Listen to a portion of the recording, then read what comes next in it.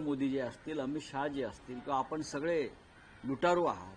तुम्हाला हा देश इंग्रजाप्रमाणे लुटता येणार नाही. आम्ही जागे आहोत महाराष्ट्र. ते या आम्ही जागे नसतो तर अर्धा महाराष्ट्राचा सातबारा देवेंद्र फडणवीस आणि कंपनीनं गौतम अडाणीच्या नावावरती करून टाकला असता.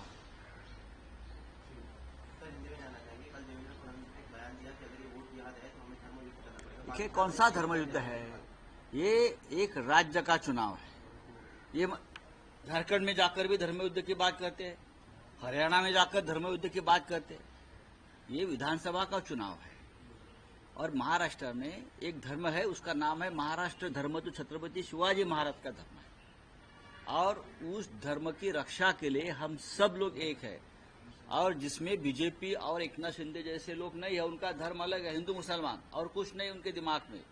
जब चुनाव हारने का समय आता है तो धर्म युद्ध की बात करते हैं.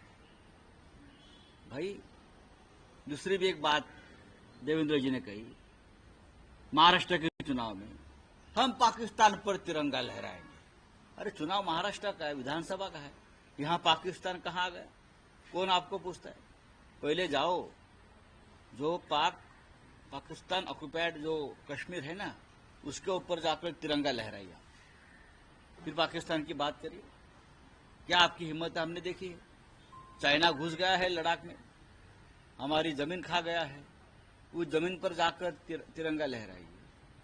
आप जाइए वहां, और भी जगह है मणिपुर जैसी जहां प्रधानमंत्री अब तक जाकर तिरंगा नहीं लहरा पाए हैं, वहां जाकर आप तिरंगा लहराइए.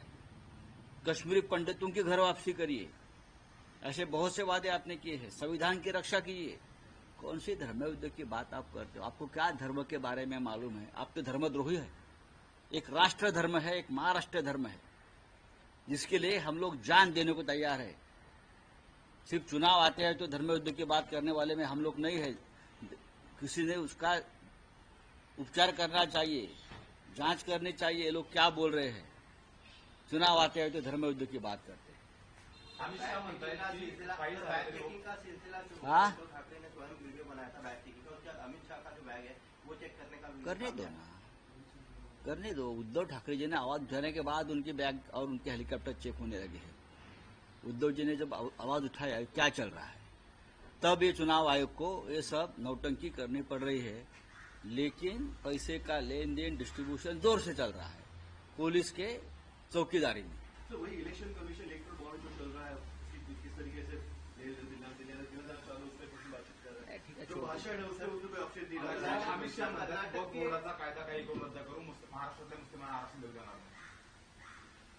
यही तो बात है ना. चुनाव में सब मुद्दे खत्म हो गए हैं. विकास पर बात करो. टाटा एयरबेस का जो प्रोजेक्ट है महाराष्ट्र से गुजरात में कैसे आ गया, उस बारे में बात करो अमित शाह जी. जहां नागपुर में 10,000 लोगों को रोजगार मिलने वाला था, 30,000 करोड़ का इन्वेस्टमेंट होने वाला था, ये टाटा एयरबस प्रोजेक्ट, आप उसके बारे में हमें महाराष्ट्र को बताइए. ये वक्फ बोर्ड वगैरह बात हम देख लेंगे, वो सेंट्रल का विषय है, इस राज्य का विषय नहीं है. All India personal law board के मौलाना है, उन्होंने कहा है कि वोट जिहाद के जो सर्वोच्च सेनापति है वो शरद पवार है. उद्धव ठाकरे का भी नाम उन्होंने लिया है, जिसको लेकर अब बीजेपी जो है सीधा सीधा. देखिए ये सब बीजेपी के लोग बीजेपी के पेरोल पर होते हैं, ऐसे कुछ लोग होते हैं, वो बात करते हैं, उसके ऊपर ध्यान मत दीजिए. वोट जिहाद, लव जिहाद, पाकिस्तान पर तिरंगा लहराएंगे, ये बात महाराष्ट्र के चुनाव में कहां से आ गई? उसका मतलब है बीजेपी हार रही है महाराष्ट्र में. जब ऐसे मुद्दे आते हैं ना तो समझ लीजिए बीजेपी हार रही है. चलिए, थैंक यू. सत्तारांना पाडण्यासाठी उद्धव ठाकरेंनी आवाहन केलंय की आपल्यातले मतभेद विसरा, पण सत्तारांना पाडा. मग सत्तार पडताच आहे.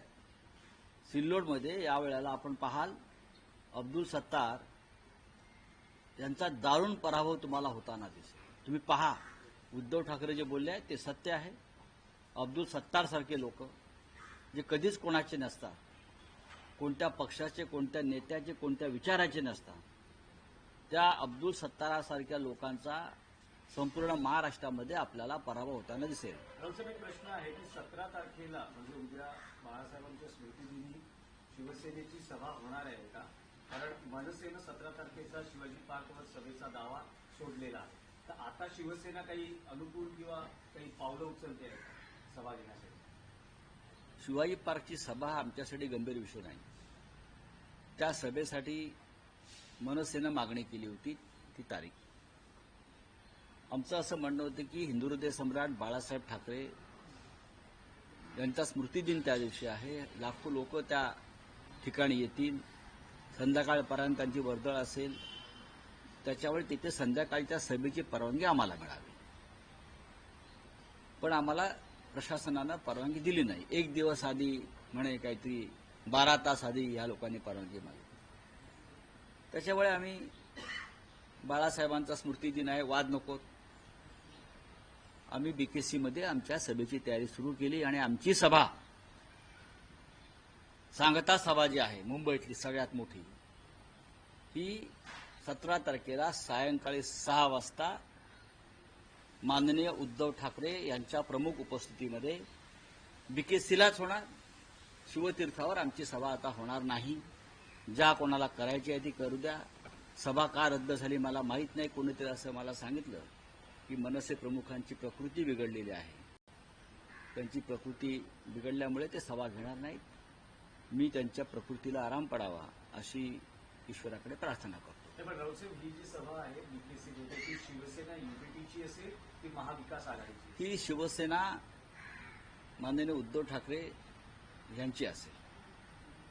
थँक्यू. फरक कुठली? जानना चाहेंगे कल 17 तारीख है बाला साहेब ठाकरे जो है उनके स्मृति दिन है. शिवसेना ने अपील की थी, मनसे ने भी जो है शिवाजी पार्क में अपील की थी लेटर को लेके. किस तरीके से जो है आगे का काम रहेगा, आगे का जो क्या है क्या है आपकी भूमिका क्या है? आप सभा कहाँ होगी? हमारी सभा जो है कल की जो आखिरी सभा है मुंबई की सबसे बड़ी रैली है वो बीकेसी में होगी. हमने शिवाजी पार्क के लिए मांग की थी लेकिन हमको शिवाजी पार्क मैदान नहीं मिला है. उस दिन बाला साहब ठाकरे का स्मृति दिन है तो लाखों लोग वहां आने वाले हैं. लेकिन हमको रैली की परमिशन नहीं मिली. एमएनएस को मिली. मालूम नहीं कैसी मिली. क्या होता है राजनीति. लेकिन वहां उनकी भी सभा नहीं हो रही है क्योंकि उनके जो प्रमुख है उनकी तबीयत कुछ नाजुक है, बिगड़ गई है. तो हम चाहते हैं कि उनकी तबीयत भी अच्छी रहे. हम ईश्वर की प्रार्थना करेंगे. और हमारी जो सभा है वो अब बीकेसी में होगी और सभा की पूरी तैयारी हो चुकी है. सुसंस्कृत राजकारण बिघडवलं असं म्हणतात शरद पवार साहेब आणि ज्यांनी नाते तोडली, घरं तोडली त्यांना राक्षस